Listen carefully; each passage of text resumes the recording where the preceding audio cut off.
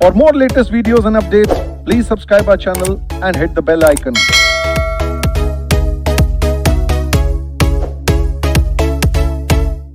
Hello दोस्तों, क्या हाल चाल? मस्त मौज बहार हमेशा ही होनी चाहिए। तो दोस्तों, आज हम लोग शुरू करने जा रहे हैं बहुत ही इंपॉर्टेंट टॉपिक जो कि आपके एग्जाम्स में बहुत ही ज़्यादा आता है, जिसकी frequency almost 9 out of 10 attempts है और जिसका प्राइमरी ऑब्जेक्टिव जो है परफॉर्मेंस इवैल्यूएशन है। And the name of the topic is standard costing. तो दोस्तों, स्टैंडर्ड कॉस्टिंग, जैसा कि आप देख सकते हैं, हम लोग स्टैंडर्ड कॉस्ट और एक्चुअल कॉस्ट को कंपेयर करते हैं। पहली चीज हम लोगों को दोस्तों स्टैंडर्ड कॉस्टिंग शुरू करने से पहले स्टैंडर्ड का मतलब समझना है कि स्टैंडर्ड क्या चीज होती है। तो दोस्तों, हम लोग कह सकते हैं स्टैंडर्ड क्या है? एक नॉर्म है, एक यार्डस्टिक है, एक गॉज है, एक मेजर ऑफ कंपैरिजन है। आप देखो हम क्या कह रहे हैं, it is a measure of challenge, it is a yardstick, it is a norm, it is a gauge, it is a criteria of challenge, whatever you may say. तो standard दोस्तों बेसिकली इज जिससे कि हम लोग comparison करेंगे। Standard में फिर first thing once again, standard क्या चीज है दोस्तों? A standard is a measure of comparison, a measure of comparison, a criteria of challenge, a yardstick, a gauge, whatever you may say. अब दोस्तों, अल्टीमेटली स्टैंडर्ड के बाद अगली चीज हम लोग कहते हैं स्टैंडर्ड कॉस्ट क्या चीज होती है। तो दोस्तों, स्टैंडर्ड कॉस्ट बेसिकली एक प्री डिटरमाइंड कॉस्ट है जो कि पहले से ही हम लोगों ने डिटरमाइन कर रखी है। टेक्निकल स्पेसिफिकेशन के बेसिस पे हम लोगों ने डिसाइड कर दिया कि हम लोगों ने एस्टिमेट कर रखा है कि ओके, ये प्रोडक्ट बनाने के लिए इतना क्वांटिटी मटेरियल लगेगा और मटेरियल खरीदेंगे तो इतने का आएगा, तो इतनी कॉस्ट होगी। क्वांटिटी इनटू प्राइस, एक यूनिट फिनिश प्रोडक्ट में इतने का मटेरियल लगेगा। इसी तरीके से लेबर के कितने इतने आवर्स लगेंगे, एक्स आवर्स लगेंगे, और वो जो है आएगी लेबर जो है वो हायर होगी कितने रेट पे, वेज रेट पे। इस तरीके से ओवरहेड्स की भी हम लोग जो है चार्जिंग करेंगे। हम लोग कहेंगे भी ओके, जो आउटपुट है उस पर कितने मशीन आवर्स लगेंगे और फिर हमारे ओवरहेड्स कितना जो है एब्जॉर्ब या रिकवर होगा एज द केस में भी। तो दोस्तों, हम लोग क्या करते हैं, हम लोग स्टैंडर्ड कॉस्ट डिटरमाइन करते हैं। स्टैंडर्ड कॉस्ट बेसिकली क्या है? Standard cost is a cost that is expressed in terms of money, money के टर्म्स में जो है एक्सप्रेस्ड है, और ये जो है पहले से ही कुछ टेक्निकल स्पेसिफिकेशन के बेसिस पे हम लोग जो है सेट कर लेते हैं। हमारे पास्ट एक्सपीरियंस के बेसिस पे जो प्रेजेंट सिनेरियो, मार्केट सिनेरियो चल रहा है, जो इन्फ्लेशनरी कंडीशंस चल रही है, जो प्रेजेंट सिनेरियो चल रहा है, उसके हिसाब से जो है हम लोग एक स्टैंडर्ड कॉस्ट फिक्स कर लेते हैं बेस्ड ऑन ऑब्वियसली मटेरियल कितनी क्वांटिटी लगेगा, क्या मटेरियल का प्राइस होगा, लेबर के कितने आवर्स लगेंगे, वेज का कितना रेट होगा, मशीन के कितने आवर्स लगेंगे, और ओवरहेड्स जो मशीन के जो है आर्ली रेट कितना होगा, एंड सो ऑन। तो दोस्तों, हम लोग क्या करते हैं, अल्टीमेटली हम लोग ये स्टैंडर्ड कॉस्ट जो है पहले से प्री डिटरमाइन कर देते हैं, और फिर उसके बाद जो है इस स्टैंडर्ड कॉस्ट को, जो हमारा एक्चुअल आउटपुट प्रोड्यूस होता है, जो भी हम प्रोडक्शन करते हैं, उस आउटपुट की जितनी कॉस्ट होनी चाहिए थी, what cost should have been, को कंपेयर करते हैं व्हाट कॉस्ट इज से। तो हम लोग कंपैरिजन किनका करते हैं? हम लोग कंपैरिजन करते हैं of what cost product should have costed and what the product actually cost. दोस्तों, इसके बाद फिर हम लोग क्या करते हैं, स्टैंडर्ड कॉस्ट जो है, स्टैंडर्ड कॉस्ट एक pre determined cost express in terms of money है। हम लोग जो है कॉस्ट अपने टेक्निकल स्पेसिफिकेशन के बेसिस पे करते हैं। हमारा प्राइमरी ऑब्जेक्टिव परफॉर्मेंस इवैल्यूएशन है। अलग अलग managers, production manager, purchase manager, human resource HR manager, जो हमारा मेंटेनेंस का स्टाफ है, जो हमारे एडमिनिस्ट्रेशन के बंदे हैं, जो हमारे सेलिंग एंड डिस्ट्रीब्यूशन के बंदे हैं, सभी लोगों का जो है परफॉर्मेंस की इवैल्यूएशन हम लोग करना चाहते हैं as well as. But obviously बात है, we want to keep our cost under control, we want to keep the cost in control on the basis of exceptional reporting. कि यार, जो चीजें नॉर्मल चल रही है उनको रिपोर्ट करने की जरूरत नहीं है, लेकिन जो चीजें नॉर्मल नहीं चल रही हैं, जहां वेरिएंस आ रहा है या डिफरेंस आता है, हम लोग क्या करते हैं, हम लोग कंपेयर करते हैं what cost is and what cost should have been, और फिर उसके बेसिस पे जो है हम लोग अपने जो है जो मैनेजर्स एक्सेट्रा उनको रिवॉर्ड करते हैं। और दोस्तों, स्टैंडर्ड कॉस्टिंग अगर हम लोग कहें तो स्टैंडर्ड कॉस्टिंग क्या चीज है? एक ऐसी कंट्रोल टेक्निक है। हम लोग बेसिकली प्राइमरी ऑब्जेक्टिव हमारा होता है कॉस्ट कंट्रोल, लेकिन साथ में हमें रेवेन्यू मैक्सिमाइज भी करनी है। तो स्टैंडर्ड कॉस्टिंग को डिफाइन कैसे किया जाता है? It is a control technique. कैसी टेक्निक? जिसमें कि स्टैंडर्ड कॉस्ट और रेवेन्यूज को एक्चुअल कॉस्ट और एक्चुअल रेवेन्यूज से या एक्चुअल रिजल्ट से कंपेयर किया जाता है, और उनके डिफरेंसेस को हम लोग कहते हैं वेरियांसेस। और वो वेरियांसेस से जो है हम लोग अल्टीमेटली क्या करेंगे, अलग अलग तरह के जो हमारे मैनेजर्स हैं उनकी परफॉर्मेंस को इवैल्यूएट करेंगे, और परफॉर्मेंस को इवैल्यूएट करने के बाद परफॉर्मेंस को इवैल्यूएट करने के बाद हम लोग उनको जो है पीठ पे शाबाशी या गाल पे शाबाशी देंगे। एक मजाक छोड़ते हैं, अगर अच्छा काम किया तो पीठ पे शाबाशी, अगर गंदा काम किया तो गाल पे शाबाशी देंगे। और दोस्तों हमारा ऑब्जेक्टिव ऑफ स्टैंडर्ड कॉस्टिंग क्या है? What is the objective? हम लोग परफॉर्मेंस इवैल्यूएशन करना चाहते हैं, तो ये उसका बेसिस प्रोवाइड करता है। हम लोग क्या करते हैं? ऑब्जेक्टिव ऑफ स्टैंडर्ड कॉस्टिंग क्या है? इवैल्यूएट करना। क्या चीज इवैल्यूएट करना? परफॉर्मेंस। तो हम लोग परफॉर्मेंस इवैल्यूएशन करना चाहते हैं on the basis of this standard costing technique as well as, obvious सी बात है, प्राइमरी ऑब्जेक्टिव्स में इसका कॉस्ट कंट्रोल भी ये हमें हेल्प करता है। Performance evaluation, cost control, exceptional reporting कि भाई ये चीज यार यहाँ वेरिएंस है, इसको जरा देखो, और जहां जरूरत होगी वहां वेरिएंसेस को हम लोग जो है रिवाइज करेंगे। एज द केस में भी अगर गलती किसी पर्सन की है तो will catch hold of that person and will set that person right. खैर, इन एनी केस दोस्तों, हम लोग इसमें कंपैरिजन किसका करते हैं? हम कंपैरिजन करते हैं क्या कॉस्ट होनी चाहिए थी, what the product should have costed and what exactly it is actually costing. तो हम लोग क्या कर रहे हैं? हम लोग कंपैरिजन कर रहे हैं what it should have costed and what is it exactly costing. दूसरा नंबर हम लोग क्या करेंगे? कंपैरिजन करेंगे। दोस्तों हम लोग सिर्फ कॉस्ट पे फोकस नहीं होते, हम रेवेन्यूज पे भी फोकस होते हैं। तो हम लोग क्या करेंगे? What the sales revenue should have been, क्या सेल्स रेवेन्यू होने चाहिए, and what sales revenue are, और क्या एक्चुअल सेल्स रेवेन्यू है, क्या होने चाहिए और क्या हैं। अब दोस्तों हम लोग स्टैंडर्ड कॉस्टिंग में हम लोग बहुत तरह के स्टैंडर्ड्स यूज करते हैं। और स्टैंडर्ड्स जो यूज करते हैं दोस्तों, वो 4 तरह के फेमस स्टैंडर्ड्स हैं। चारों स्टैंडर्ड्स के बारे में मैं डिस्कस करना चाहूंगा वन बाय वन। तो कई तरह के स्टैंडर्ड्स जो हैं वो यूज होते हैं हमारी स्टैंडर्ड कॉस्टिंग में। तो स्टैंडर्ड कॉस्टिंग में कौन कौन से तरह के स्टैंडर्ड यूज होते हैं? सबसे पहले यूज होते हैं आइडियल स्टैंडर्ड्स। दोस्तों ये आइडियल स्टैंडर्ड्स कौन से होते हैं? आइडियल स्टैंडर्ड्स वो होते हैं जो कि आप उन्हें टारगेट स्टैंडर्ड्स भी कह सकते हो, जो कि हम लोग कहते हैं अटेन हो पाएंगे जब सब कुछ अच्छा अच्छा होगा, सारी चीजें फेवरेबल होंगी।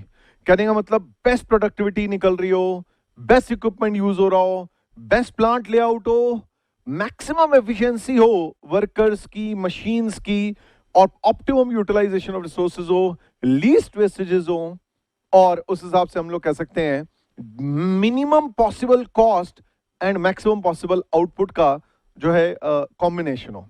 तो बेसिकली दोस्तों ये लॉन्ग टर्म गोल्स को रिप्रेजेंट कर सकता है। एज सच आप अगर कहें कि ये स्टैंडर्ड कॉस्टिंग के लिए यूज होना चाहिए तो नहीं, it should not be taken into consideration, but हाँ आइडियल स्टैंडर्ड्स अचीवेबल करने की कोशिश करनी चाहिए हमें।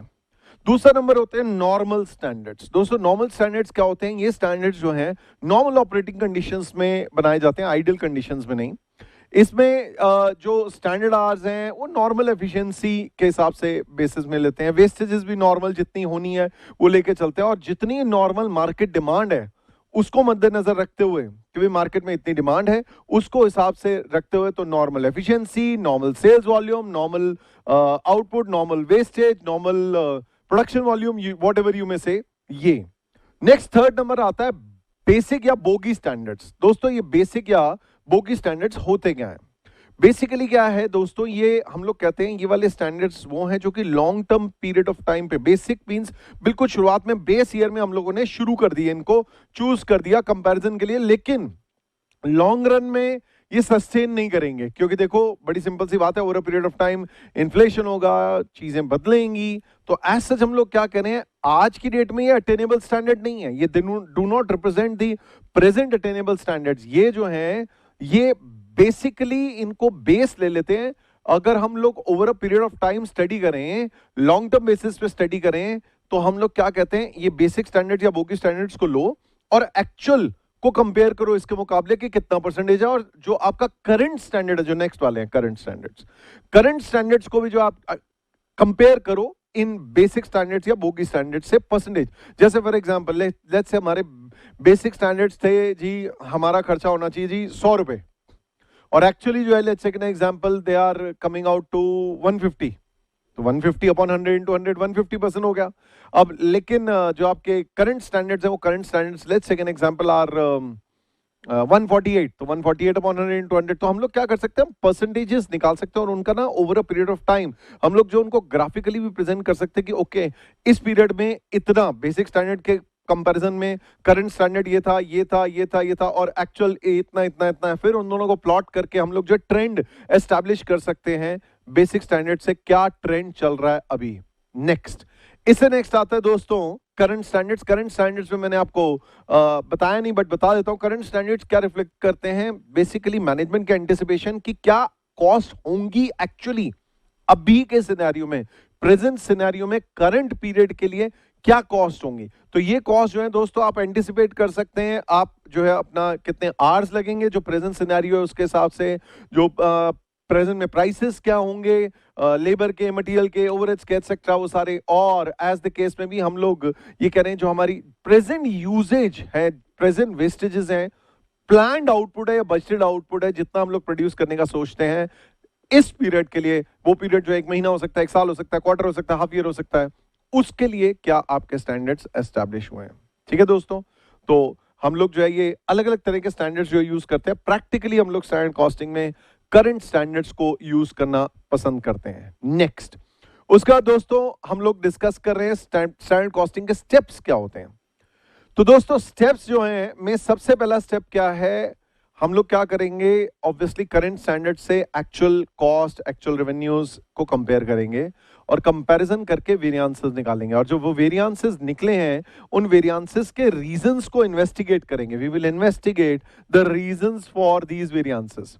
फिर उसके बाद जो है उनके रीजंस आइडेंटिफाई करके हम लोग जो है प्रॉब्लम्स हैं क्या, उन प्रॉब्लम्स को आइडेंटिफाई करेंगे सेकंड स्टेज में। नंबर 1 इन्वेस्टिगेट करेंगे क्या रीजंस है वेरिएंसेस के।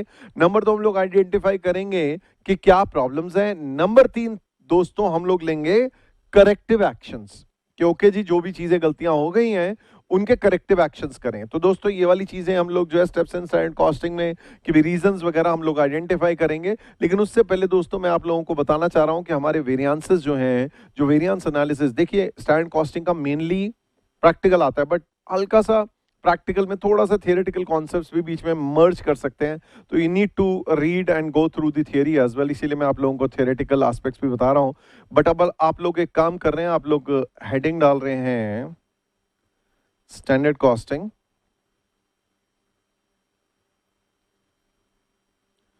और फिर उसके बाद आप लोग लिख रहे हैं स्टैंडर्ड कॉस्टिंग में concept variance analysis.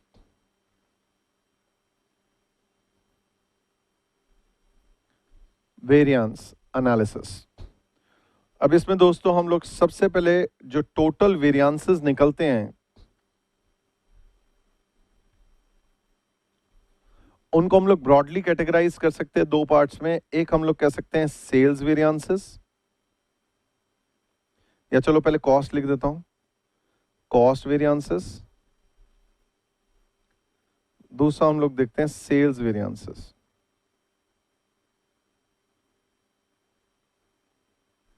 Cost variances और सेल्स वेरिएंसेस। कॉस्ट वेरिएंसेस में दोस्तों हम लोग कैटेगराइज करते हैं दो कॉस्ट में इनको। एक हम लोग कहते हैं मैन्युफैक्चरिंग कॉस्ट,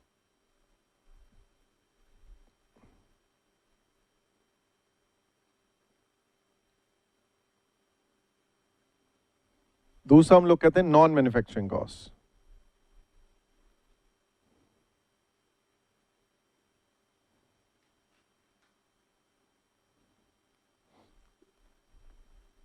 एक हमने कहा मैन्युफैक्चरिंग कॉस्ट, दूसरा हम लोगों ने कहा non manufacturing cost. Manufacturing cost को हम लोग फर्दर कैटेगराइज कर सकते हैं into variable cost and fix cost. ठीक है, सो ये हमारा आया variable cost,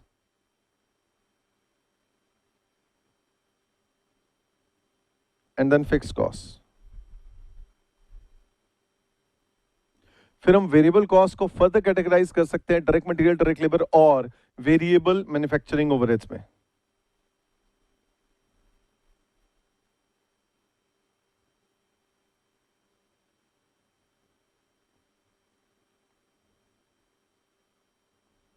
direct materials cost,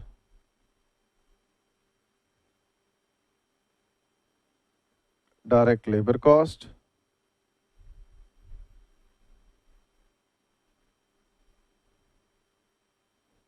and variable overheads cost,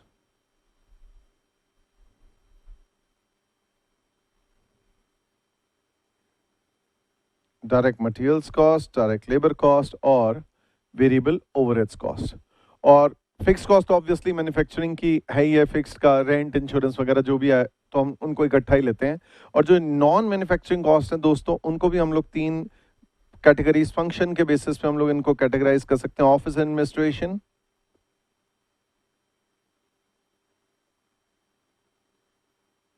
office administration cost या ओवरहेड्स भी आप कह सकते हो, सेलिंग एंड डिस्ट्रीब्यूशन कॉस्ट,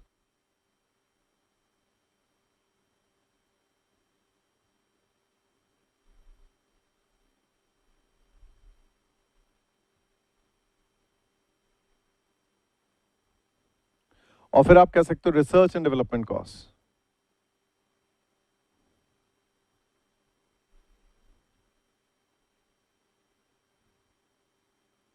ठीक है दोस्तों, और फिर इसके बाद हम लोग ये कॉस्ट का हम लोगों ने क्लासिफिकेशन देखा। इन कॉस्ट की क्लासिफिकेशन के बाद हम लोग आते हैं सेल्स की क्लासिफिकेशन पे। तो मैं ऊपर लेके जा रहा हूं इसे। सेल्स वेरिएंसेस को हम लोग ब्रॉडली कैटेगराइज कर सकते हैं 2 पार्ट्स में। एक हम लोग कह सकते हैं सेल्स का, देखो सेल्स की value constitutes 2 aspects. Number 1 is its volume, number 2 is it's price. तो सेल्स का वॉल्यूम एंड सेल्स का प्राइस, राइट। फिर वॉल्यूम को हम लोग जो है 2 रीजन पे कैटेगराइज कर सकते हैं कि वॉल्यूम जो अगर वेरी कर रहा है, नंबर 1 तो हमारा ये है कि हमारा मार्केट शेयर पे इफेक्ट पड़ा है,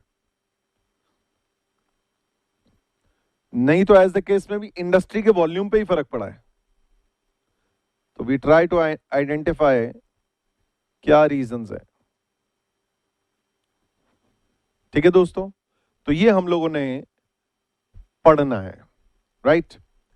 नाउ अभी तक हम लोगों ने प्रॉब्ली आप लोगों ने इंटरमीडिएट लेवल पे स्टैंडर्ड कॉस्टिंग पढ़ा होगा, तो बेसिक यही वाली चीजें पढ़ी होंगी कि ओके जी चलो कॉस्ट वेरिएंसेस देख लिए, direct material, direct labour, direct expenses, जो भी है वेरिएबल ओवरहेड्स, और फिर साथ में फिक्स ओवरहेड्स। मेनली आपके इंटरमीडिएट लेवल पे यही वाली चीजें रखी गई थी।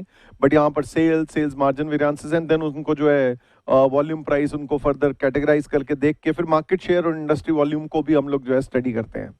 और दोस्तों हम लोगों ने ये जो है ये वेरिएंसेस स्टैंडर्ड कॉस्टिंग में मतलब किसी टाइम पे जो है सेल्स और सेल्स मार्जिन वेरिएंसेस भी थोड़े टाइम पहले तक थे, बाद में जो है ये कट कर दिए। ओवर पीरियड ऑफ टाइम जो है इनमें बेसिक्स में जो है आपके कोर्स में अप और डाउन होता रहता है। बट मेन पॉइंट क्या है दोस्तों, अब जो स्टैंडर्ड कॉस्टिंग में हमने पढ़ना है ये सारी चीजें तो पढ़नी है, और लेकिन इनके अलावा हम लोगों को कुछ और चीजें भी पढ़नी है। We need to go in deep, we need to see present scenario में एडवांस्ड वेरिएंसेस एज वेल। हम लोग अभी शुरुआत तो इसी से करेंगे, लेकिन फिर एडवांस वेरिएंसेस पे भी हम लोग जो है कूद मारेंगे। तो we will be discussing advance variances also. Advance variances में हम लोग क्या देखने वाले हैं, आइए देखते हैं। तो स्टैंडर्ड कॉस्टिंग में हम लोग क्या देखने वाले हैं दोस्तों, एनालिसिस ऑफ एडवांस वेरिएंसेस। अब ये एडवांस वेरिएंसेस हम लोग देखेंगे और साथ में फिर ये वेरिएंसेस, जो भी वेरिएंसेस हो रहे हैं उनकी रिपोर्टिंग करेंगे, रिपोर्टिंग ऑफ वेरिएंसेस कि भाई ऐसा हो रहा है तो क्या, क्यों हो रहा है, etcetera. We'll try to analyse the reasons and will see उनके who is the person responsible and if we can take any corrective actions etcetera. तो दोस्तों हम लोग जो है एडवांस वेरिएंसेस में हम लोग क्या पढ़ने वाले हैं, एक तो हम लोग वेरिएंसेस पढ़ेंगे प्लानिंग एंड ऑपरेटिंग वेरिएंसेस। तो ये क्या होते हैं, we will be studying it later on, not today, we will be seeing in the classes to come. थोड़ा सा पहले बेसिक्स देख लें, उसके बाद हम लोग दोस्तों एक्टिविटी बेस्ड कॉस्टिंग आप लोग एक टॉपिक देखते हो। तो वेरिएंस एनालिसिस अभी तक हम लोग जो है ओवरहेड्स को as a function of output कहते हैं, machine hours, labour hours basis पे जनरली जो हम लोग ओवरहेड्स को एब्जॉर्ब या रिकवर करते हैं। लेकिन दोस्तों वेरिएंस एनालिसिस हमें एक्टिविटी बेस्ड एनवायरनमेंट में भी करना चाहिए। तो will see activity based environment में कैसे वेरिएंस एनालिसिस होता है। देन हम लोग एक रेलिवेंट कॉस्टिंग डिसीजन मेकिंग के लिए यूज करते हैं, तो रेलिवेंट कॉस्टिंग में वेरिएंस एनालिसिस कैसे हो सकता है। देन एक कॉन्सेप्ट है जिसे हम लोग कहते हैं लर्निंग कर्व। जैसे जैसे टाइम बीतता जाता है वर्कर्स जो काम सीखते रहते हैं, तो लर्निंग कर्व का इंपैक्ट क्या होता है वेरिएंसेस पे, हम लोग वो भी चीज देखेंगे। So we will be studying all these aspects, analysis of advance variances later on, but right now we need to study the basic variances. That is to say हम लोग कह रहे हैं शुरुआत हम लोग करने वाले हैं डायरेक्ट मटेरियल वेरिएंसेस से दोस्तों। तो डायरेक्ट मटेरियल वेरिएंसेस में दोस्तों मैं अपनी तरफ से ये अज्यूम नहीं करके चल रहा कि आप लोगों को बेसिक्स ध्यान है, आपने ये पहले पढ़ा हुआ है और आपको पूरी तरीके से याद हैं ये सारी चीज़ें. I am not assuming from my side, so I am going to explain from the base level. अभी मैंने जो थियोरेटिकल बेसिक दे दिया है, मैं वो सारी चीज़ें फिर से भी रिपीट करूंगा, घबराने वाली बात नहीं. I will be repeating the theory that I have discussed so far, so that आपके जहन में, आपके दिमाग में बैठे. In the classes to come I will be repeating those things and उनकी गहराइयों में हम लोग और इन चीज़ों की गहराइयों में जाते रहेंगे. अभी हम लोग दोस्तों डायरेक्ट मटेरियल वेरिएंसेस, आज की क्लास जो डिवोटेड है वो डायरेक्ट मटेरियल वेरिएंसेस पे डिवोटेड है. डायरेक्ट मटेरियल वेरिएंसेस में दोस्तों 5 वेरिएंसेस होते हैं. एक होता है direct material cost variance. It can be said to be the combination of direct material price variance, direct material quantity या यूजेज वेरिएंस. प्राइस वेरिएंस और क्वांटिटी या यूजेज वेरिएंस का सम होता है कॉस्ट वेरिएंस. और फिर क्वांटिटी या usage variance, quantity या यूजेज वेरिएंस को फर्दर क्लासिफाई कर सकते हैं आप लोग into direct material mix variance और फिर यील्ड या रिवाइज यूजेज वेरिएंस, जैसा मर्जी कह दो, डायरेक्ट मटेरियल यील्ड वेरिएंस या direct material revised usage variance. तो दोस्तों ये आप इस तरीके से जो है क्लासिफाई कर सकते हैं वेरिएंसेस को, लेकिन हम लोगों को एक एक करके वेरिएंसेस समझने हैं. We don't need to cram these. तो आप लोग एक काम कर रहे हैं, आप लोग एक काम कर रहे हैं और लिख रहे हैं, हेडिंग डाल रहे हैं. सबसे पहला कॉस्ट वेरिएंसेस. इसमें सबसे पहला वेरिएंस है direct materials variances.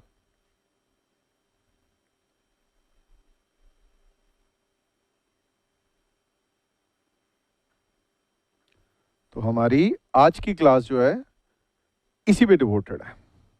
Now direct materials की कॉस्ट जो होती है दैट इज डायरेक्ट मटेरियल की quantity into its price. Simple सी बात, टेक एन एग्जांपल. हमारा मैं एक एग्जांपल दे रहा हूं आप लोगों को, अभी कुछ लिखना नहीं है, समझना है. लेट्स से हमारा फिनिश गुड जो है वो है टी शर्ट, और उस टी शर्ट को बनाने के लिए हमें चाहिए क्लॉथ जो कि है मटेरियल. इस क्लॉथ की quantity per unit of output 2 metre लगती है. This is standard quantity.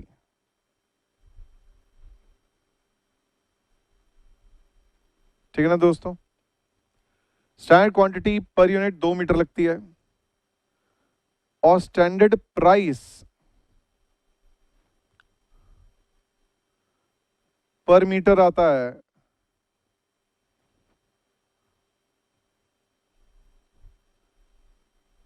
₹100.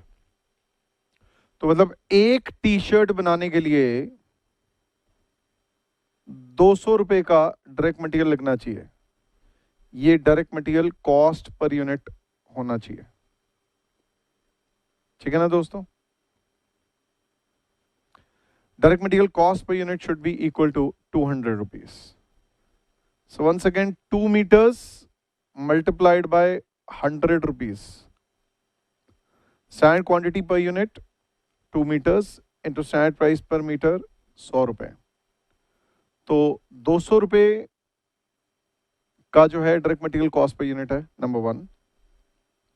Now अब दोस्तों direct material cost per unit जो है 200 रुपए, यार एक्चुअल ये स्टैंडर्ड कॉस्ट है, लेकिन एक्चुअल कॉस्ट अगर इससे डिफर करती है तो बट ऑब्वियसली बात है then there is a variance, और वही चीज हम लोगों को एनालाइज करनी है. तो अल्टीमेटली जो डायरेक्ट मटेरियल की कॉस्ट है it's constitutes it's quantity and it's price, and ultimately quantity की रिस्पॉन्सिबिलिटी, प्राइमरी रिस्पॉन्सिबिलिटी किसकी होती है? प्रोडक्शन मैनेजर की. प्राइमरली प्रोडक्शन मैनेजर की रिस्पॉन्सिबिलिटी होती है, और प्राइस की रिस्पॉन्सिबिलिटी परचेज मैनेजर की होती है.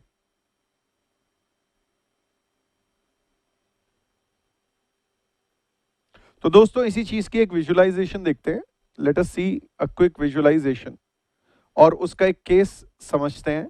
बिल्कुल I am starting from the basics. I am starting as if you do not remember anything at all. कुछ भी आपको स्टैंडर्ड कॉस्टिंग का ध्यान नहीं है. तो मैं अब फाइनली थियरी से जंप मार के प्रैक्टिकल पे आ रहा हूं. पहला practical area direct material variances.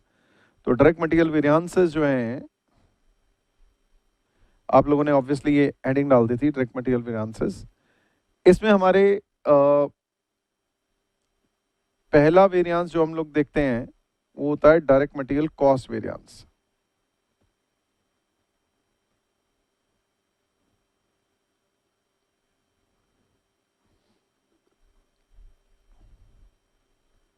घर का नाम DMCV। दूसरा नंबर है डायरेक्ट मटेरियल्स,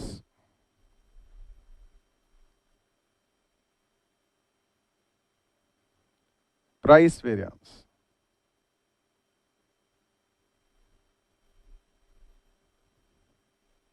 DMPV। और तीसरा नंबर है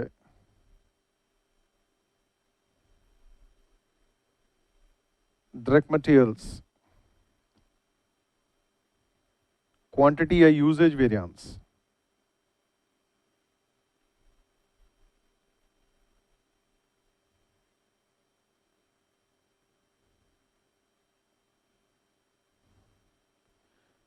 DMQV या DMUV।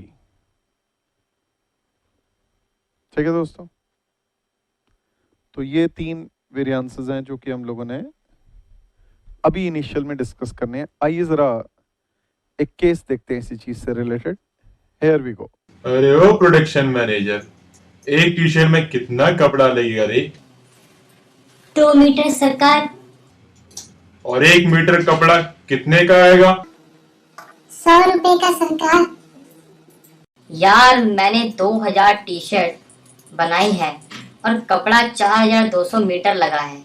गियो ठाकुर तो रस्ते लग गियो, गियो ठाकुर काम से गियो। मैंने कपड़ा 90 रुपए मीटर का खरीदा है।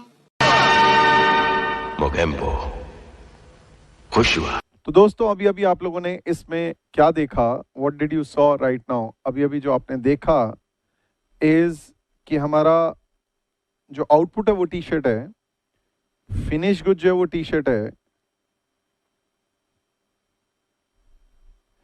और मटेरियल जो डायरेक्ट मटेरियल है वो क्लॉथ है।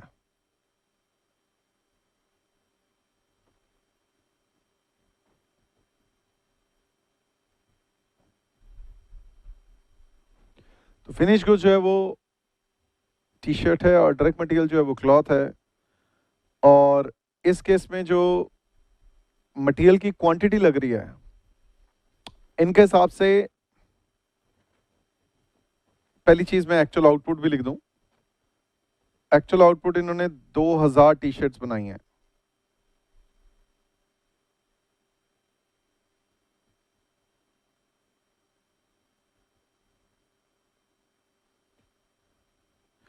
तो दोस्तों आपको कभी भी अगर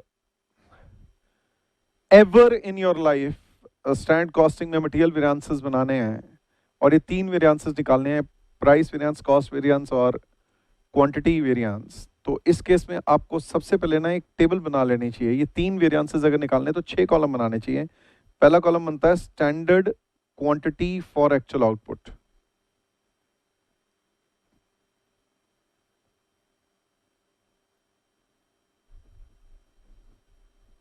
दूसरा बनता है स्टैंडर्ड प्राइस,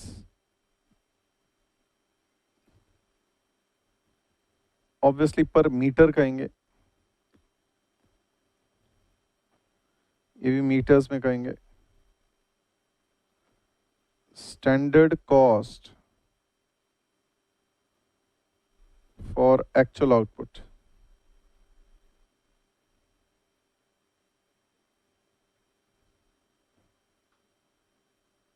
एक्चुअल क्वांटिटी,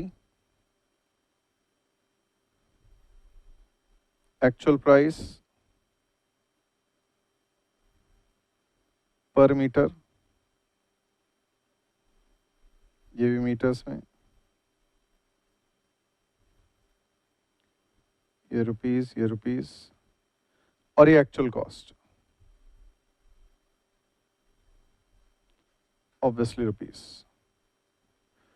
तो दोस्तों आप लोग इस तरीके से जो है एक टेबल सी बना लेंगे। अगर कभी भी आपको 3 वेरिएंसेस निकालने हो, direct material cost variance, direct material price variance, direct material quantity variance, no will not go by any formula और एनी थिंग, हम लोग लॉजिकली चीजों को समझेंगे। अब पहली चीज ये समझिए कि स्टैंडर्ड क्वांटिटी उसने आपको क्या बोला हुआ था एग्जाम्पल में, पर मीटर पर टी शर्ट, एक टी शर्ट में लगना चाहिए 2 मीटर कपड़ा। तो अगर 2 मीटर एक में बनना लगना चाहिए तो इस हिसाब से हमारा 4000 मीटर जो है टोटल लगना चाहिए। ये हमने कैसे निकाला, that is 2 metres for 1 unit, तो 2000 यूनिट्स के लिए कितना, 4000 metres, number 1। Number 2, standard price per metre जो है वो कितना है, स्टैंडर्ड प्राइस पर मीटर हमें 100 रुपए दिया हुआ है और ये 4 लाख का खर्चा होना चाहिए। और एक्चुअल क्वांटिटी कितनी लगी है, 4200, 4200, और एक्चुअल प्राइस 90। तो 90 तो मोगेम्बो खुश हुआ, 4200 तो ठाकुर रास्ते लग गई हो। और 4200 into 90 comes to 3,78,000 actual cost. मैं एक और बार ये वाला केस आपको फिर से दिखा रहा हूं ताकि आपको कॉन्सेप्ट समझ में आए, फिर उसके बाद हम लोग ये तीनों वेरिएंसेस डिस्कस करते हैं और मैं लिख के दिखाता हूं और आप भी फिर मेरे साथ इस चीज को, क्वेश्चन को नहीं बट हाँ कॉन्सेप्ट को आप लोग लिख लेंगे। चलिए फिर से देखते हैं। अरे ओ प्रोडक्शन मैनेजर, एक टी शर्ट में कितना कपड़ा लगेगा रे? 2 मीटर सरकार। और 1 मीटर कपड़ा कितने का आएगा? 100 रुपए का सरकार। यार मैंने 2000 टी शर्ट बनाई है और कपड़ा 4200 मीटर लगा है। गियो ठाकुर तो रस्ते लग गियो, गियो ठाकुर काम से गियो। मैंने कपड़ा 90 रुपए मीटर का खरीदा है। मोगेम्बो खुश हुआ। लाओ जी। सो दोस्तों एक्चुअली हुआ क्या, बड़ी सिंपल सी बात कि इन्होंने यहाँ पर प्रोडक्शन मैनेजर ने नुकसान कराया क्योंकि 4000 की जगह 4200, 4000 की जगह 4200 मीटर्स लगाया है, और परचेज मैनेजर ने फायदा कराया 100 रुपए की जगह 90 रुपीज का खरीदवाया।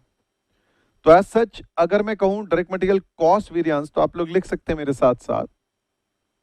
आप खुद सोचो इसमें कि हमारा खर्चा लगना कितना चाहिए था। अगर हम 2000 टी शर्ट्स बना रहे हैं तो हमारा खर्चा होना कितना चाहिए, 4 लाख रुपए होना चाहिए। तो इसको हम कैसे लिखते हैं, स्टैंडर्ड कॉस्ट और एक्चुअल आउटपुट। और एक्चुअली कितना खर्चा हुआ, 3,78,000, तो माइनस एक्चुअल कॉस्ट। तो आप लोग इसी चीज को लिख रहे हैं, standard cost for actual output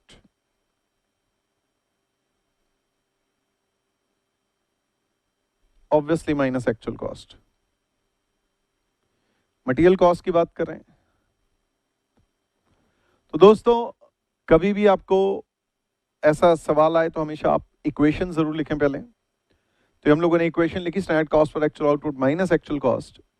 तो standard cost for actual output minus actual cost अगर आप देखें तो यहां पर मैंने इसको लिखा जैसे direct material cost variance is equal to standard cost for actual output minus actual cost.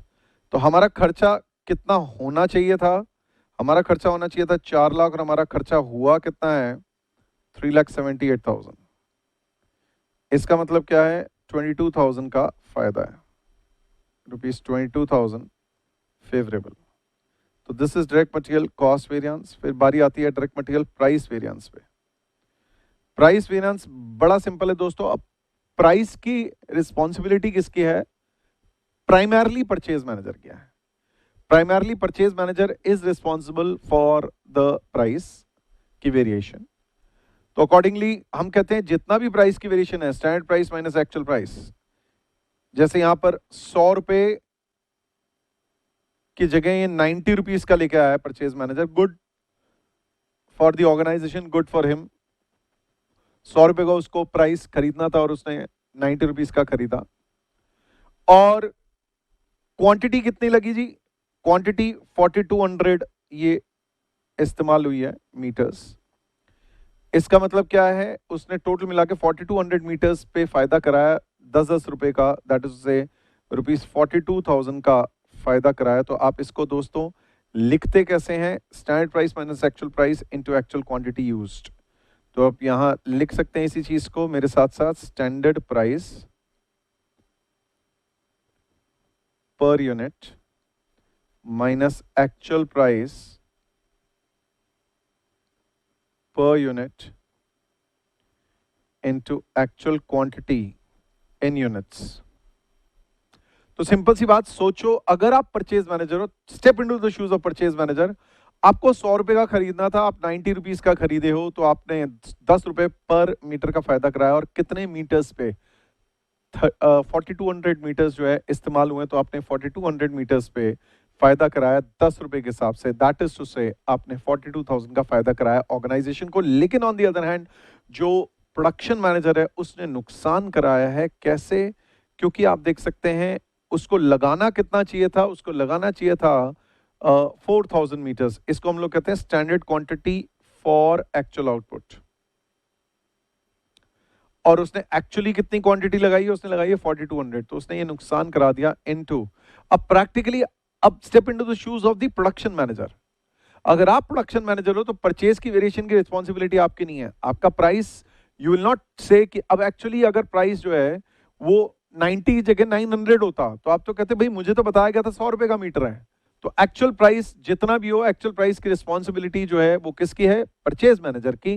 तो अकॉर्डिंगली प्रोडक्शन मैनेजर जो है वो सिर्फ स्टैंडर्ड प्राइस के लिए रिस्पॉन्सिबल होगा। तो स्टैंडर्ड प्राइस पर यूनिट से आप इसको मल्टीप्लाई करेंगे। तो अकॉर्डिंगली मैं इसको यहां पर इस एग्जाम्पल में वापस से दिखाता हूं दोस्तों। डायरेक्ट मटेरियल क्वांटिटी वेरिएंस या usage variance is equal to standard quantity for actual output minus actual quantity into standard price. ठीक है दोस्तों, तो standard quantity for actual output है कितना हमारा, standard quantity for actual output is equal to, आप देख सकते हैं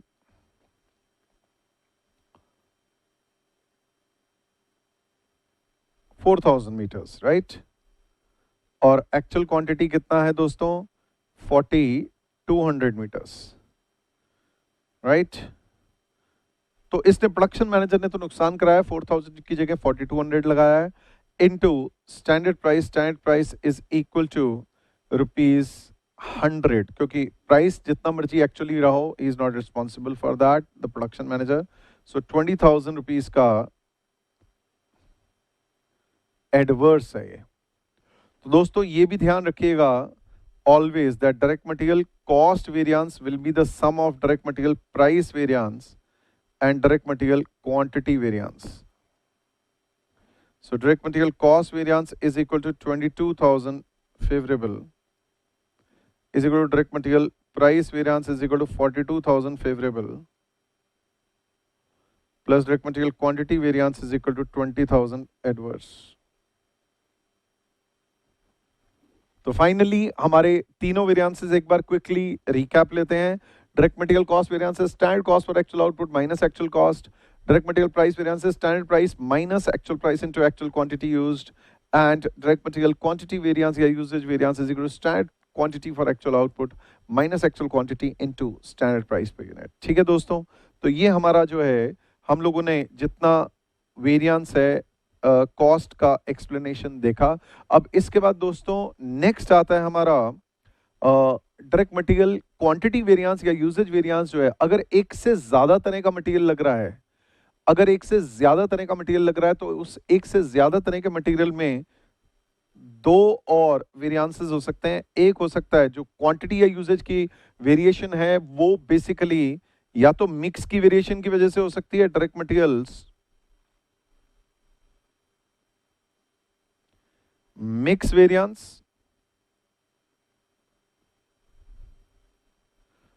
हम लोग इसको DMMV कह देंगे। और last but not the least direct materials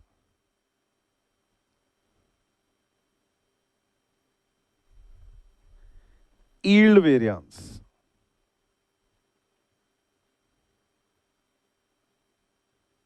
that is से DMYV कह देंगे। और दोस्तों डायरेक्ट मटेरियल मिक्स वेरिएंस और डायरेक्ट मटेरियल यील्ड वेरिएंस को भी अब हम लोगों को अंडरस्टैंड करना पड़ेगा with the help of an example. तो मैं आप लोगों को एक एग्जाम्पल देता हूं, इसमें ये तीनों वेरिएंसेस भी निकालते हैं, प्राइस, कॉस्ट और क्वांटिटी, एज वेल एज फिर मिक्स और यील्ड भी निकालते हैं एक साथ। ये वाला एग्जाम्पल जो आप मेरी तरफ से लिख लेंगे और उसके बाद हम लोग जो है इसको सॉल्व करेंगे। आइए शुरू करें। तो दोस्तों इमेजिन कीजिए हम लोग जो फिनिश प्रोडक्ट बना रहे हैं, इमेजिन कीजिए जो हम लोग फिनिश प्रोडक्ट बना रहे हैं उसमें दो तरह के मटेरियल लगते हैं। Let's take an example. तो हम लोग जो फिनिश गुड्स बना रहे हैं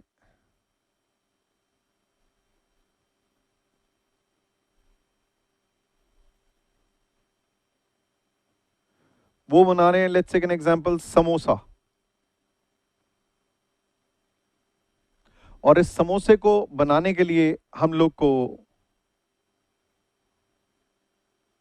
मटेरियल जो लगेगा, टाइप ऑफ मटेरियल्स, दो तरह के मटेरियल्स लगने वाले हैं दोस्तों। एक तो लगेगा मैदा और दूसरा लगेगा आलू। समोसा, ठीक है जी, चटपटा टेस्टी टेस्टी समोसा। और हम लोग एस्टिमेट ये कर रहे हैं कि स्टैंडर्ड क्वांटिटी पर यूनिट हम क्या करेंगे, 100 ग्राम का एक समोसा बनाएंगे। इस 100 ग्राम में हम लोग 50 ग्राम्स मैदा डालेंगे और 50 ग्राम्स आलू डालेंगे, आधा आधा। बाहर का जो पॉकेट है समोसे की वो 50 ग्राम्स और अंदर का जो माल है समोसे का, आलू, वो 50 ग्राम्स। और फिर standard price per gram, let's say मैदा जो है वो आ रहा है 0.03, 3 पैसे पर ग्राम का, और आलू जो आ रहा है वो 2 पैसे पर ग्राम का। इसका मतलब क्या है, स्टैंडर्ड कॉस्ट पर समोसा एक यूनिट के लिए कितना खर्चा होने वाला है। दिस इंटू दिस 1 रुपये 50 पैसे का तो हमारा मैदा लगेगा और 1 रुपये का हमारा आलू लगेगा। इसका मतलब 2 रुपये 50 पैसे का हमारा डायरेक्ट मटेरियल कॉस्ट लगेगा। Direct material cost per unit standard हमारे हिसाब से 2 रुपये 50 पैसे, सॉरी 2 रुपये 50 पैसे लगेगा, 2 रुपीज 50 पैसा। अब एक्चुअल इनका आउटपुट कितना निकला दोस्तों,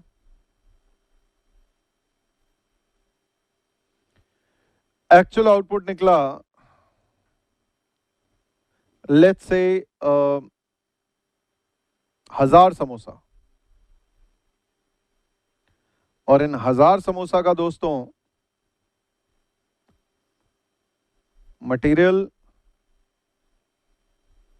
actual quantity in grams, actual price per ग्राम,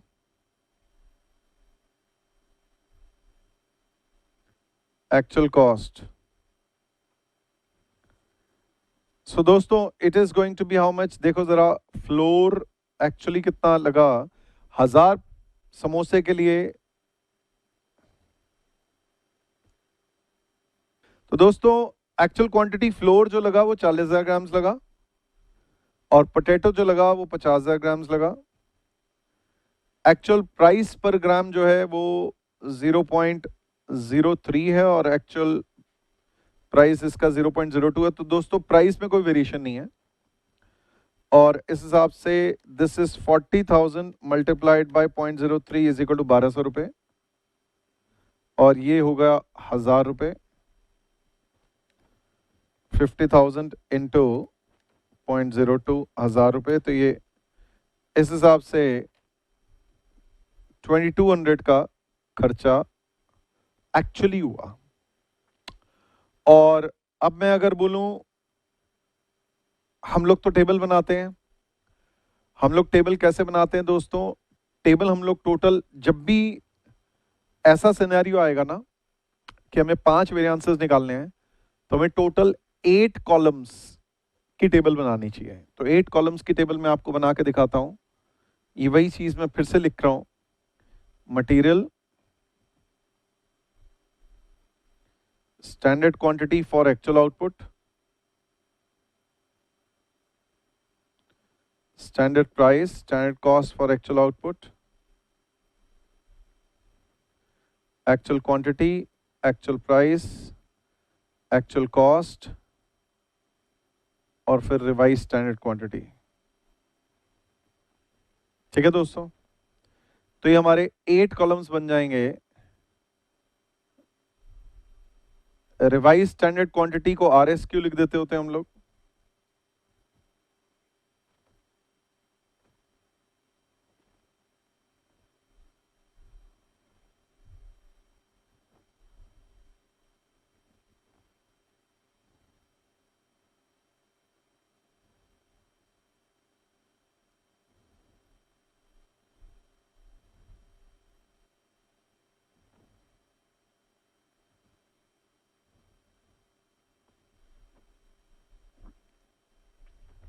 तो अकॉर्डिंगली दोस्तों, सबसे पहली चीज आपने क्या करना है, एक तो लिखना है floor, material and standard mix इकट्ठा लिखते हैं, एंड स्टैंडर्ड मिक्स। फ्लोर का हमारे हिसाब से स्टैंड मिक्स 50% है, 50%, ये 50% लगना चाहिए। और दूसरा नंबर पोटैटो, ये भी 50% लगना चाहिए।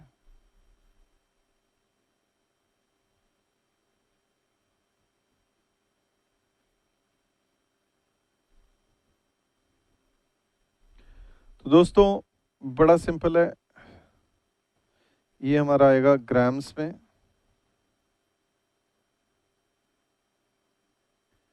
रुपीस पर ग्राम, रुपीस, ग्राम्स, रुपीस पर ग्राम, rupees and then grams.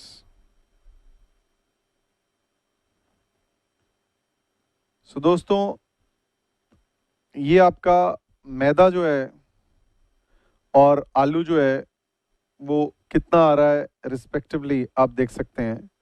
Standard quantity for actual output जो है हमारा आ रहा है 1000 के लिए, 1000 आउटपुट के लिए 15 to 1000, 15 to 1000, तो 50,000 ग्राम्स एंड 50,000 ग्राम्स। और स्टैंडर्ड प्राइस मैंने आपको दिया हुआ है 3 पैसा और 2 पैसा, तो दिस इंटू दिस 1500 रुपये, दिस इंटू दिस 1000 रुपये। एक्चुअली ये 40,000 लगा है, 3 पैसे का ही आया है, 1200 रुपये का, और एक्चुअली जो है ये 50,000 लगा है, 2 पैसे का ही आया है, 1000 रुपये। तो टोटल 1 लाख ग्राम्स लगना चाहिए था, 2500 का खर्चा होना चाहिए था, 90,000 ग्राम्स लगाया है, 2200 की कॉस्ट की है। तो इस हिसाब से देखिए प्राइस में वेरिएशन नहीं हुई, 3 पैसे का 3 पैसे ही है, 2 पैसे का 2 पैसे ही है। तो परचेज मैनेजर ने कोई फायदा नहीं कराया, कोई नुकसान नहीं कराया, प्रोडक्शन मैनेजर के कारण फायदा हुआ है। तो एज सच 2500 की जगह हमारा 2200 का खर्चा हुआ है, तो 300 रुपये का हमें फायदा हुआ है। और रिवाइज स्टैंडर्ड क्वांटिटी दोस्तों हमारी अगर देखें तो रिवाइज स्टैंडर्ड क्वांटिटी हम लोग किसको कहते हैं, standard quantity for total actual mix. ये जो टोटल एक्चुअल मिक्स है ना दोस्तों, ये वाला, इस टोटल एक्चुअल मिक्स को हम लोग स्टैंडर्ड मिक्स दैट इज 50% की रेशियो में बांट देंगे। इसी को, इस 90,000 को हम लोग जो है 50% की रेशियो में बांट देंगे। 90,000 को 50% दैट इज से 45,000 और 50% दैट इज से 45,000 बांट देंगे। Will distribute this 45,000 and 45,000 respectively.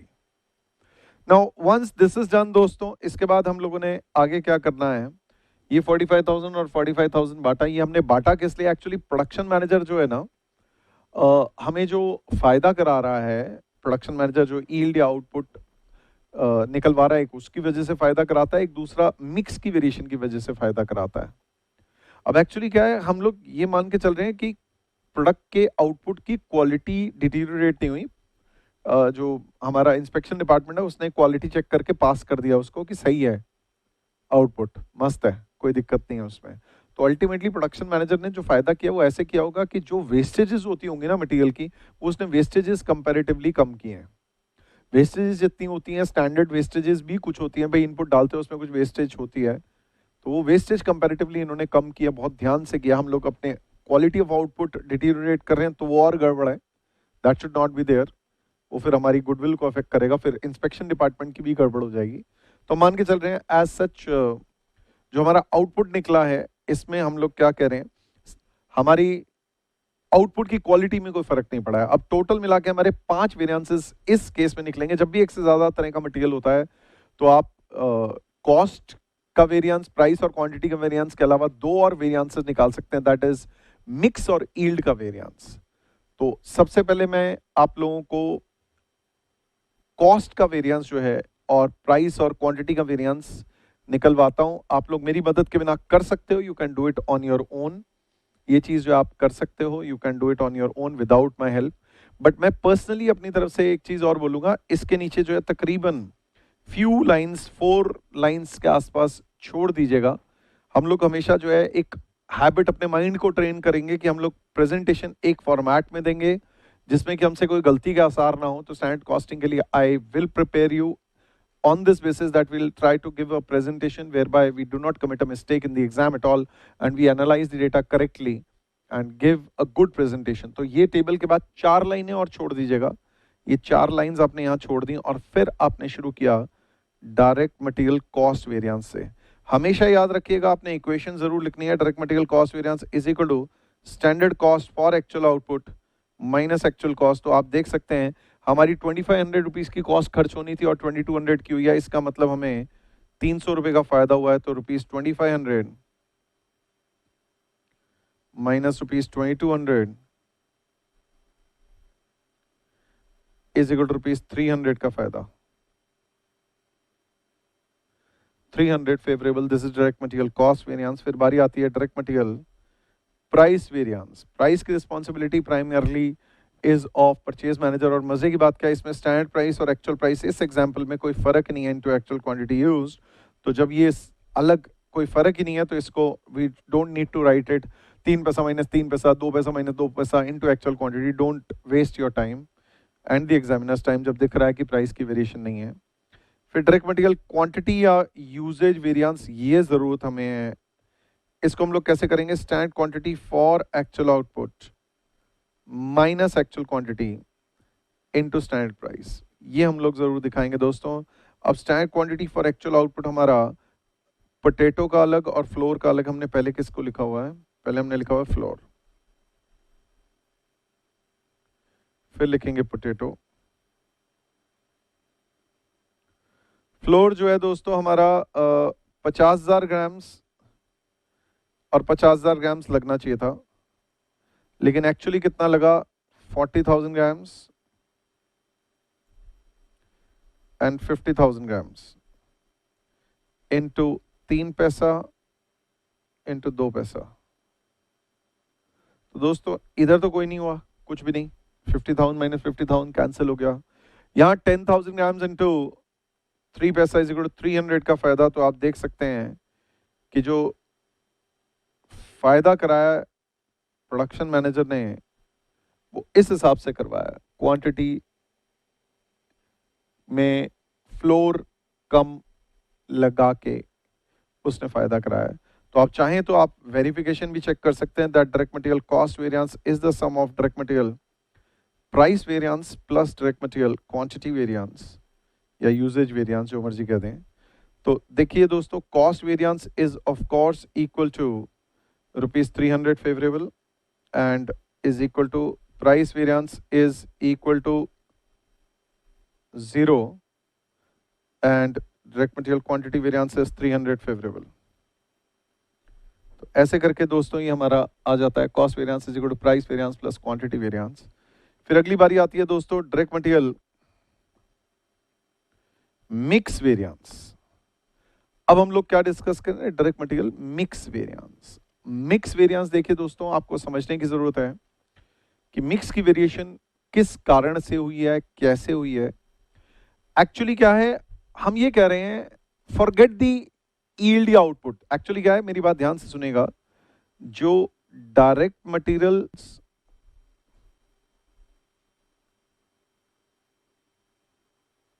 के वेरिएंसेस को अगर स्टडी करें तो हम ऐसे कह सकते हैं कि डायरेक्ट मटेरियल्स का जो कॉस्ट वेरिएंस है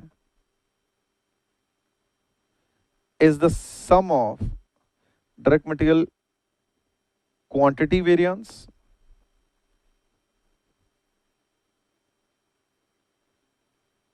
या usage variance and direct material price variance. और क्वांटिटी या usage is the sum of direct material mix variance and direct material yield variance.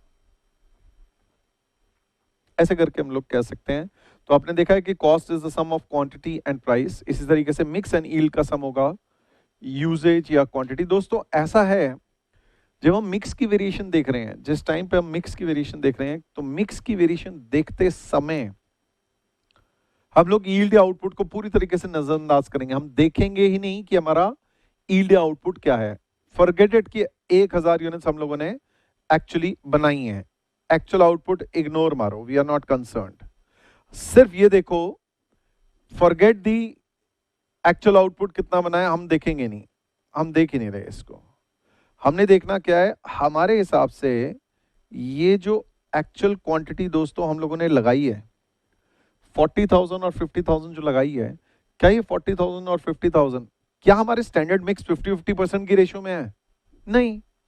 Forget the actual output, output या yield भूल जाओ, yield को separately study करेंगे, उस time पे mix की वेरिएशन नहीं देखेंगे। तो हम लोग क्या कर रहे हैं, क्या ये 40,000 और 50,000 50-50% है? टोटल 90,000 का 50-50% है? नहीं, वो तो 45-45 होता है। तो बेसिकली प्रोडक्शन मैनेजर ने जो वेरिएशन कॉज किया है is on account of mix की वेरिएशन। मिक्स जो है, जो उन्होंने जितना जितना प्रोपोर्शन डालना था वो बदल दिया प्रोडक्शन मैनेजर ने। अब वो कई कारण से हो सकता है, मे बी रॉ मटेरियल मेरे पास आया ना हो इतना, तो इस वजह से मिक्स का वेरिएशन बदलना पड़ गया, या वेस्टेजेस कम हो गई, बहुत ही मेटिकुलसली, बहुत ही ज़्यादा ध्यान से जो है प्लानिंग करके एग्जीक्यूशन करी, बहुत ही ज़्यादा फोकस होके जो है एग्जीक्यूशन करी। तो whatever are the reasons, mix की वेरिएशन जो है हम लोगों ने किस कारण से बदली, मे बी रॉ मटेरियल ही नहीं था हमारे पास, आया ही नहीं, स्टोर रूम में नहीं था, परचेज नहीं हो पाया, वट। तो अल्टीमेटली हम लोगों ने क्या किया, टोटल मिला के 90,000 ग्राम्स, 90,000 ग्राम्स में हमने जो है 45,000 लगाना चाहिए था, 40 और 50 लगाया। तो एज सच अगर आप देखेंगे तो प्रोडक्शन मैनेजर ने फायदा करा दिया। कैसे फायदा करा दिया कि उसने ये वाला माल, देखो प्रोडक्शन मैनेजर को एक्चुअल प्राइस से कोई लेना देना नहीं है, उसको ये पता है कि भाई 45 और 45 लगाना चाहिए, और ये 45,000 ये वाला जो है उसको स्टैंडर्ड प्राइस पता है 3 पैसे का आता है। तो उसने 45,000 का माल जो फ्लोर लगाना था वो उसकी जगह पे 40,000 लगाया, यूज्ड 40,000। मिक्स में उसने 45,000 की जगह 40,000 लगाया फ्लोर, जो कि 3 पैसे का आता है, और 45,000 की जगह 50,000 लगाया जो कि 2 पैसे का आता है। तो प्रोडक्शन मैनेजर ने एज सच मिक्स की वेरिएशन करके सस्ता वाला माल ज्यादा लगा के और महंगा वाला माल कम लगा के मिक्स की वेरिएशन करके उसने ऑर्गेनाइजेशन को फायदा कराया है। बट हाँ, उससे आपकी क्वालिटी हैम्पर नहीं होनी चाहिए, और बाकी मिक्स की वेरिएशन हुई क्यों है उसको और गहराई में हम लोगों को एनालाइज करने की जरूरत है। तो दोस्तों ये डायरेक्ट मटेरियल मिक्स वेरिएंस आप कैसे निकालते हैं, कैसे लिख सकते हैं? ऐसे लिख सकते हैं, revised standard quantity, revised standard quantity, या आप इसे RSQ कहते हैं, या इसका एक और बड़ा नाम भी है standard quantity for total actual mix. ये जो टोटल एक्चुअल मिक्स था ना 90,000,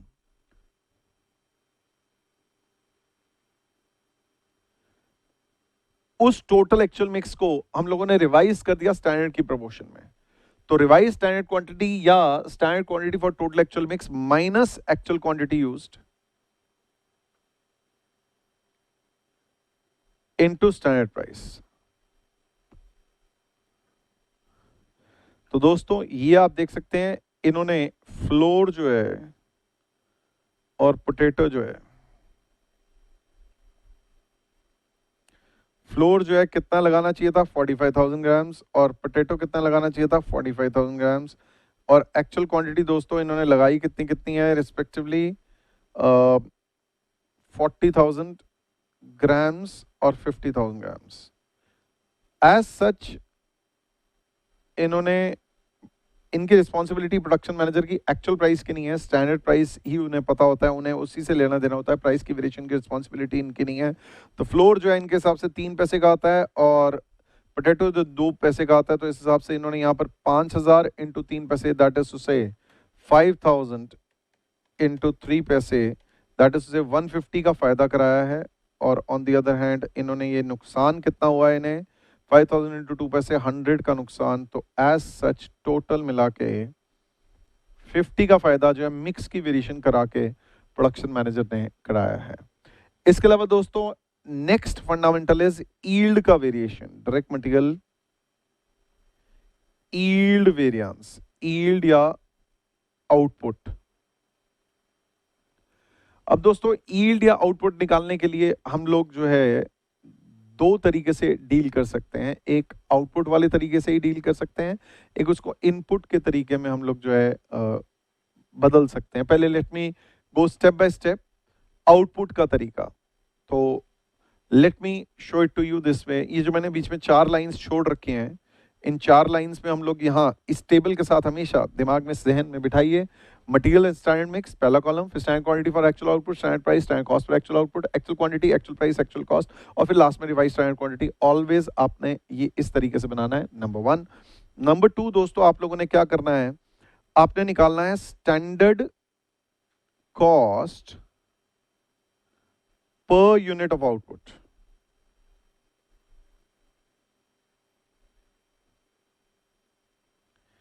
ये कैसे निकलता है standard cost per unit of output, जो आपका जैसे फॉर एग्जांपल ये standard cost for actual output है, इसको एक्चुअल आउटपुट से डिवाइड कर देते हैं तो standard cost per unit of output आ जाएगा। This is standard cost for actual output जैसे है, इसको एक्चुअल आउटपुट से डिवाइड कर देंगे तो स्टैंडर्ड कॉस्ट बच जाएगा। जैसे फॉर एग्जांपल यहाँ पर 2500 रुपीज में 1000 समोसे एक्चुअली बन रहे हैं, तो एक समोसा जो है हमें 2.5 का पड़ता है। मजे की बात क्या है, यहां तो मैंने क्वेश्चन में आपको 2.5 दिया हुआ था, ये ना भी दिया होता standard cost per unit of output, तो हम ऐसे निकालेंगे standard cost for actual output divided by actual output. Number 1 ये चीज निकालनी है। दूसरी चीज हम लोगों को क्या निकालनी है दोस्तों, अब मेरी एक बात ध्यान से सुनिएगा और सोचिएगा इस बात को, वापस से क्वेश्चन को एनालाइज करते हैं। हमारे हिसाब से एक समोसा जो है 100 ग्राम में बनता है और हमने टोटल एक्चुअल मिक्स जो डाला है वो 90,000 ग्राम्स डाला है दोस्तों। तो 90,000 ग्राम्स में 100 ग्राम्स के इनपुट के हिसाब से हमारे तो 900 समोसे बनने चाहिए थे।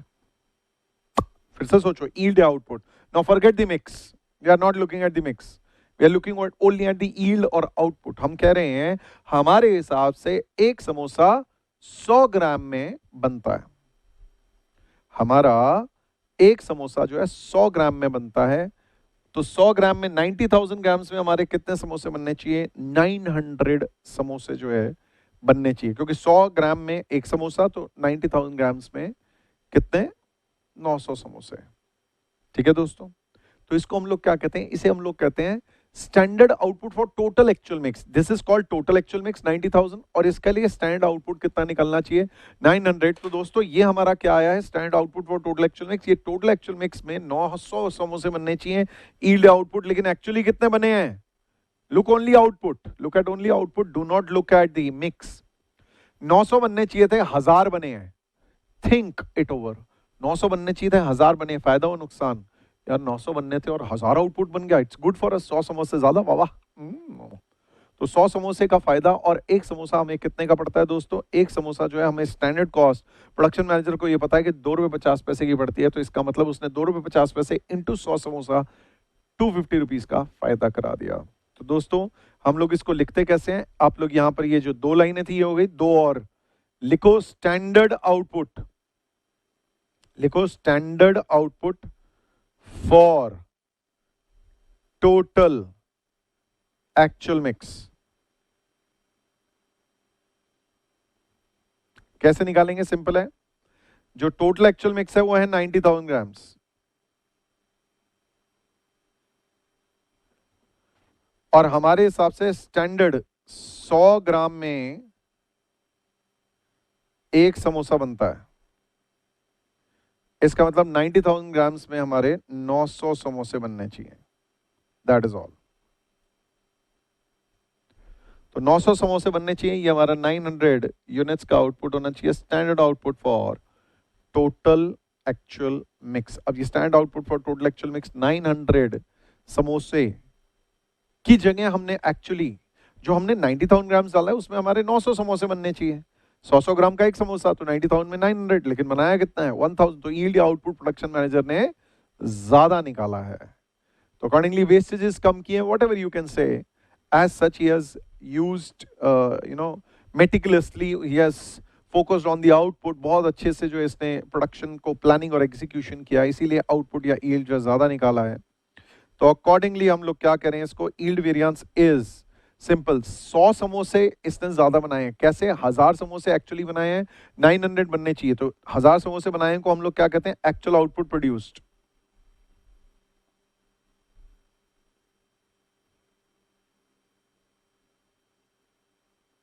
या सिर्फ एक्चुअल आउटपुट भी कह सकते हो, minus standard output for total actual mix.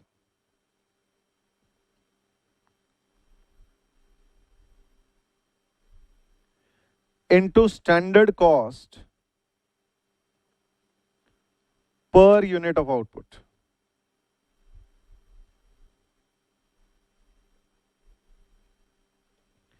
Into standard cost per unit of output. तो दोस्तों हमारे एक्चुअल आउटपुट प्रोड्यूस्ड कितने हैं? आप देख सकते हैं एक्चुअल आउटपुट प्रोड्यूस्ड हमारे हैं 1000 समोसे, जबकि हमें जो टोटल 90,000 टोटल एक्चुअल मिक्स डाला है उसमें 100 ग्राम के हिसाब से 900 समोसे बनने चाहिए, तो 900 यूनिट्स बननी चाहिए, और बनाई है हमने 1000 मल्टीप्लाइड बाय रुपीज। कितना? Standard cost per unit of output is how much? Standard cost per unit of output is ₹2.50। ये हमने ऊपर निकाल भी लिया था, और वैसे क्वेश्चन में हमें दिया भी हुआ था, ये हमने ₹2.50 निकाला भी था। तो ये हमारा आ जाने के बाद फिर आप बात कर सकते हैं 250 का फायदा हुआ। और ध्यान से एक चीज को चेक करना चाहे, वेरीफाई करना चाहे तो कर भी सकते हैं दोस्तों, दैट डायरेक्ट मटेरियल क्वांटिटी या usage variance is equal to the sum of direct material mix variance and direct material yield variance. तो दोस्तों डायरेक्ट मटेरियल क्वांटिटी या usage variance is equal to कितना है? ₹300 का फायदा, which is equal to mix variance that is 50 का फायदा plus yield variance that is equal to 250 का फायदा। अच्छा दोस्तों, ऑल्टरनेटिवली हम लोग क्या कर सकते हैं? यील्ड वेरिएंस को हम लोग जो है एक इनपुट वाले तरीके से भी निकाल सकते हैं। कैसे निकाल सकते हैं दोस्तों? मैं एक चीज बोलना चाहूंगा कि जब आप ये कह रहे हैं direct material mix variance plus yield variance is equal to direct material quantity या यूजेज वेरिएंस, तो आप इसको इस तरीके से इसकी इक्वेशन लिख सकते हैं। कैसे लिख सकते हैं? Standard quantity for actual output, standard quantity for actual output minus actual quantity into standard price is equal to direct material mix variance is equal to, देखते हैं जरा, revised standard quantity minus actual quantity into standard price plus direct material yield variance। ठीक है दोस्तों, ऐसे करके आप कर सकते हैं। तो इसको जब वहां ले जाते हैं तो हमारा अल्टीमेटली इक्वेशन क्या बनता है? Direct material yield variance is equal to standard quantity for actual output minus actual quantity, ठीक है दोस्तों, into standard price minus revise standard quantity minus actual quantity into standard price.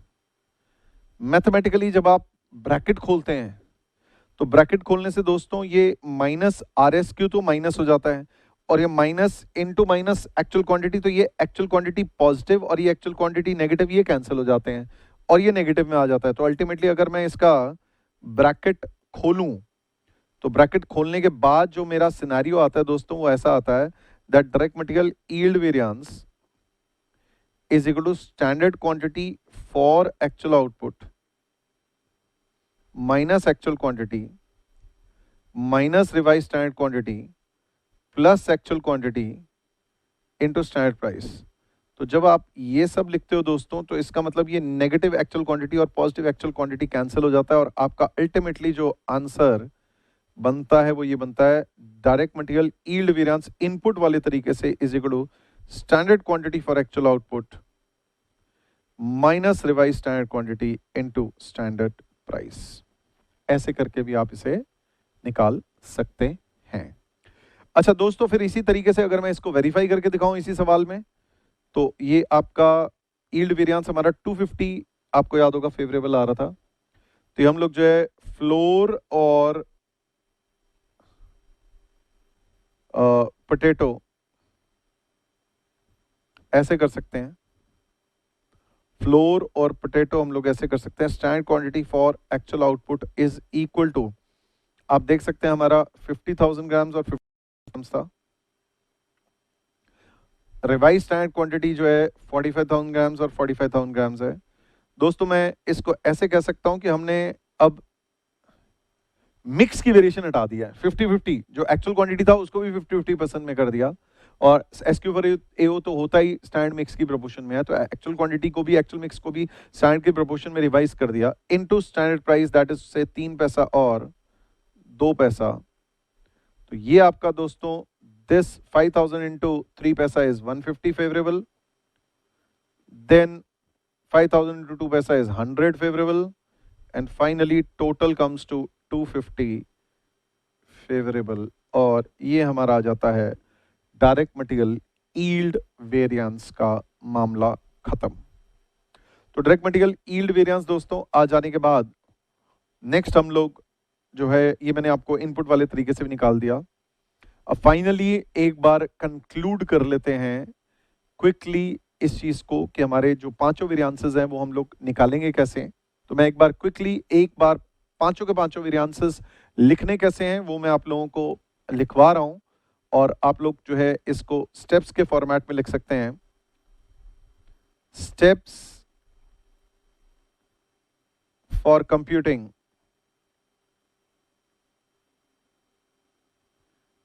direct materials variances। दोस्तों step 1 क्या है?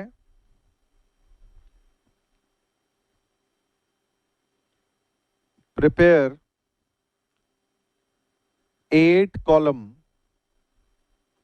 Table. मैंने जो आपको अभी बताई प्रैक्टिस हो जाएगी उसकी। Step 2, compute standard cost per unit of output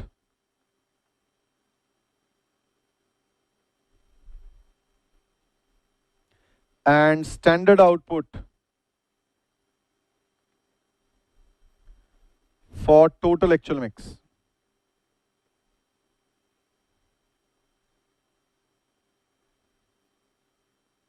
जो टोटल एक्चुअल मिक्स है उसको स्टैंडर्ड की लिए कितना निकलना चाहिए, उसमें जो टोटल एक्चुअल मिक्स है उसमें कितना आउटपुट निकलना चाहिए वो निकालो। And last is compute variances as follows. Compute direct material variances as follows.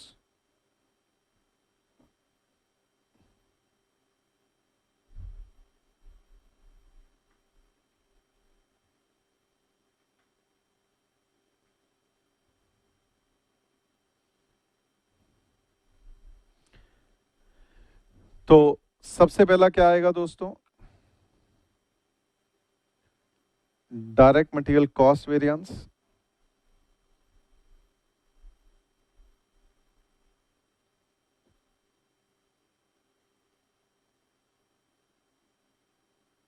Short में हम लोग इसको DMCV कह देते हैं। प्रैक्टिस के टाइम पे मैं हमेशा DMCV कहूंगा। This can be calculated like this, standard cost for actual output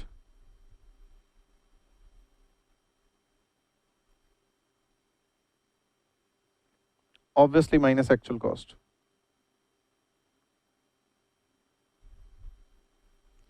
तो यहां मटेरियल कॉस्ट की बात हो रही है।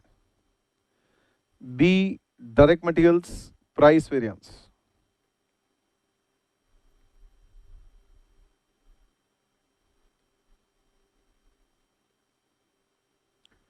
घर का नाम DMPV,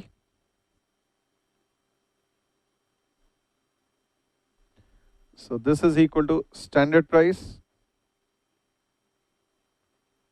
minus actual price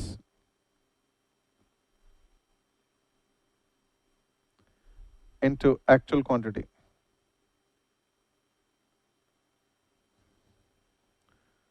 तो प्राइस की जितनी भी वेरिएशन हुई है, एक्चुअल क्वांटिटी यूज जितनी भी है, उसके हिसाब से परचेज मैनेजर ने फायदा या नुकसान कराया है। तीसरा नंबर आता है direct materials.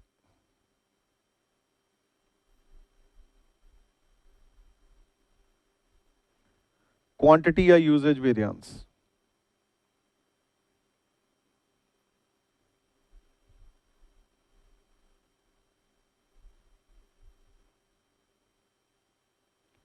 So this of course is DMQV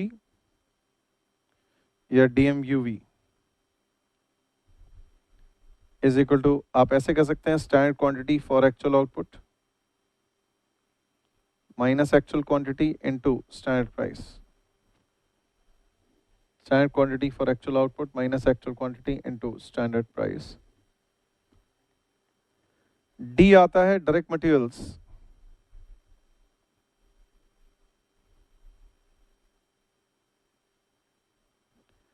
direct materials mix variance.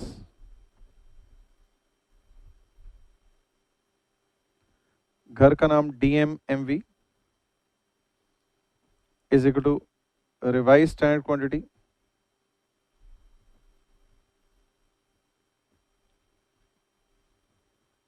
Minus actual quantity into standard price. और लास्ट में आता है direct materials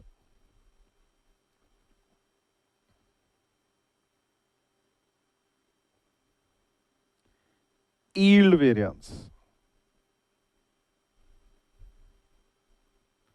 DMYV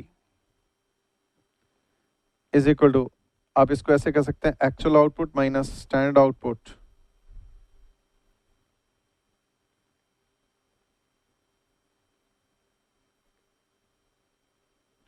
for total actual mix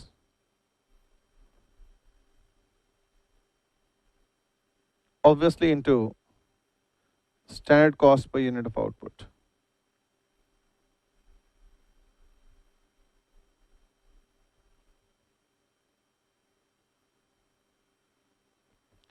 and इसी चीज को इनपुट वाले तरीके से भी निकाल सकते हैं, ऐसे निकाल सकते हैं, standard quantity for actual output minus revise standard quantity into standard price.